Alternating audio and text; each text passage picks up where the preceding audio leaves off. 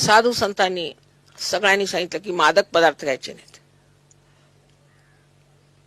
साईनाथांनी तर सगळे तंबाखू जाळून पिऊन टाकले शंकरासारख्या, पण तरी सगळे तंबाखूवर बसलेले. कुठे गेले तर तंबाखू. त्या विठ्ठलाच्याकडे चाले तरी तंबाखू खाऊन निघतात. अहो त्या विठ्ठलाला चालत नाही तंबाखू. अगदी विशुद्धी चक्रावर विठ्ठल बसलेले आहेत आणि तुम्ही तंबाखू खाऊन त्याच्याकडे कशाला जाता? त्यातलं गम्य असायला पाहिजे, सार धरलं पाहिजे. मग म्हणायचं आम्ही माताजी एवढं देवाला मानतो. आताच बायका सांगत होत्या आम्ही देवीची एवढी पूजा करतो. आणखीन बाकी काही नाही. आमच्या घरी मालक थोडं पितात दारू बिरू असं का, आणि तिथे जाऊन मग चौघडे मारवतात.